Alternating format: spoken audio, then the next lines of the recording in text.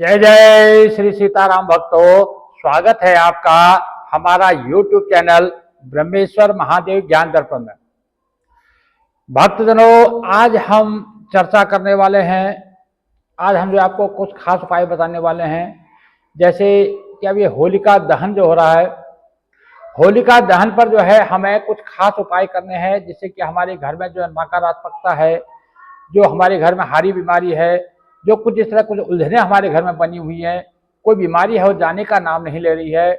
तो इस प्रकार से कई जो हमारी उलझने आती हैं, तो उसके जो है निवारण के लिए हम कुछ खास उपाय आपको बताने वाले हैं।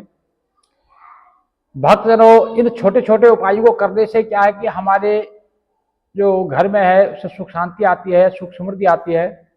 इनको करने में कोई नुकसान भी नहीं होता है, इसमें कोई ज़्यादा खर्चा भी नहीं होता है, और इसलिए जो है इनको जो है हर घर गृहस्थी वालों को जो कर लेना चाहिए। भक्तजनों, यदि आप हमारे इस चैनल पर नए हैं, अभी तक आपने हमारे चैनल को सब्सक्राइब नहीं किया तो सब्सक्राइब कर लीजिएगा।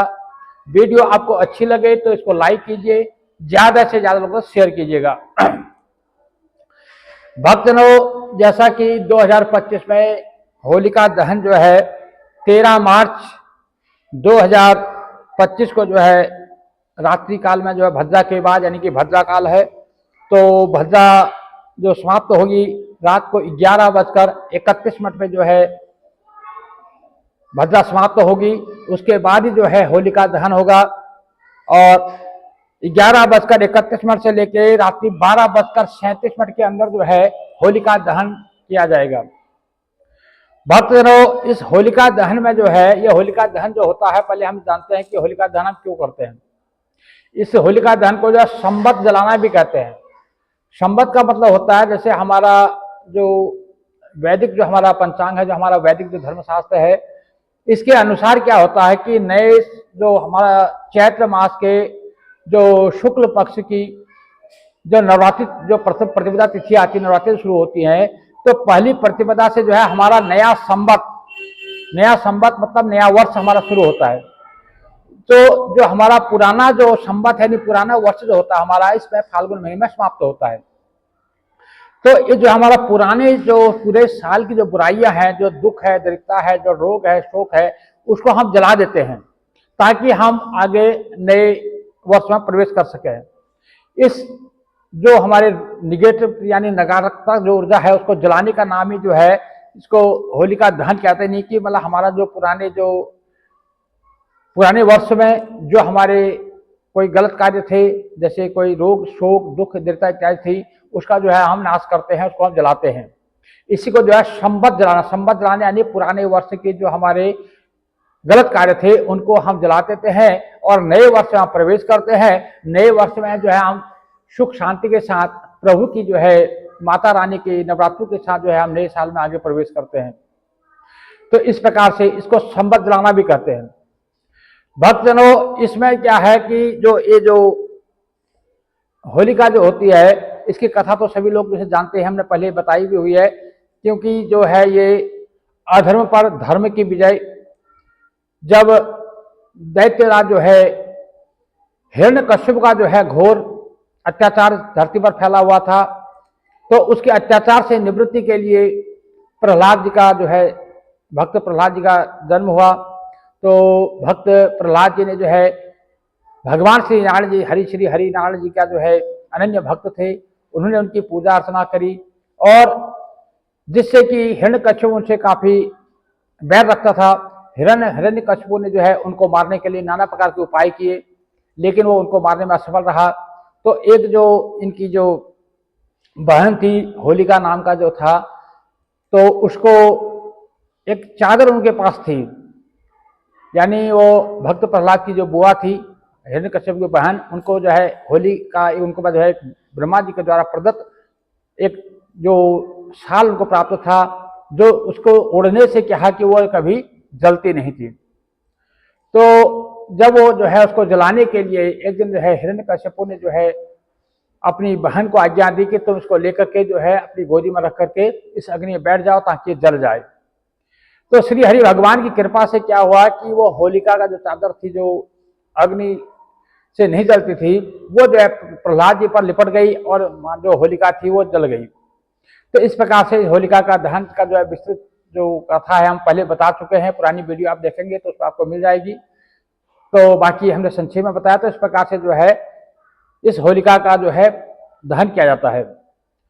भक्तजनों, इस दिन जो है हमारी जो है बुराइयों को नष्ट करके हम अच्छाइयों में प्रवेश करते हैं। जो हमारे असत्य पर जो है सत्य की विजय होती है, अधर्म पर धर्म की विजय के रूप में हम इसको मनाते हैं। इस दिन जो है माता होलिका और भक्त प्रहलाद और श्री हरि भगवान विष्णु का जो है पूजन किया जाता है, नरसिंह भगवान का पूजन किया जाता है और उनसे वरदान मांगा जाता है। तो इस दिन जो है जो हमारे घर में कुछ नकारात्मक ऊर्जाएं होती है, नकारात्मक ऊर्जा का हमें जैसे हमारे कैसे होती है, जैसे घर में कोई बंद घड़ी पड़ी हो, टूटा हुआ शीशा कोई घर में पड़ा हो, कोई उलझे हुए तार पड़े हों, कोई ऐसे पुराने फटे पुराने कपड़े हों जिनको हम प्रयोग में नहीं लाते हैं, वो हमने घर में रखे हुए हैं, कोई रद्दी हमने घर में रखी हुई है, कोई कूड़ा कबाड़ हमने घर में रखा हुआ है जिसको हम प्रयोग में नहीं लाते हैं, कोई ऐसे बर्तन जिनको आप प्रयोग में नहीं करते हैं वो घर में रखे हुए हैं। ये सब जो है इनसे नकारात्मक ऊर्जा यानी कि निगेटिवता हमारे घर में आती है। तो इन सबको घर से बाहर निकाल देना चाहिए। तो इस दिन क्या करना चाहिए, हमारे घर में जो सकारात्मक ऊर्जा लाने के लिए हमें जो है कुछ छोटे छोटे उपाय हम बताएंगे, उसको हमें कर लेने चाहिए। जैसे हम पीली सरसों अगर लेंगे तो पीली सरसों को ले जा करके अपने घर से ले जा करके और अपने घर में घुमा लेंगे और उसको जा करके जलती हुई होलिका में जो उसको जला देंगे। तो ऐसा करने से क्या होता है कि हमारे घर में जो निगेटिव ऊर्जा है वो समाप्त हो जाती है। और जिनको कोई रोग शोक इत्यादि से कोई पीड़ित है तो उनको जो है हवन सामग्री लेकर के, हवन सामग्री का पैकेट लेना है, उसमें से जो है 1.25 मुट्ठी हवन सामग्री लें और उसको जो है अपने घर में घुमा करके चारों तरफ से उसको जलती हुई होलिका में जो है उसको दहन कर देना चाहिए। ऐसा करने से जो है घर में जो निगेटिव ऊर्जा होती है दूर जाती है, घर में जो है जो रोग इत्यादि छाया हुआ है वो दूर जाता है।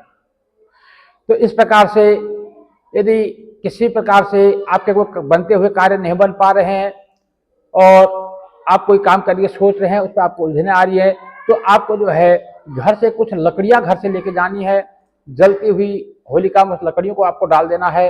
तो और थोड़ी देर जो है उस अग्नि से जो है प्रार्थना करनी है। तो ऐसा करने से जो है घर की नकारात्मक ऊर्जा दूर होती है।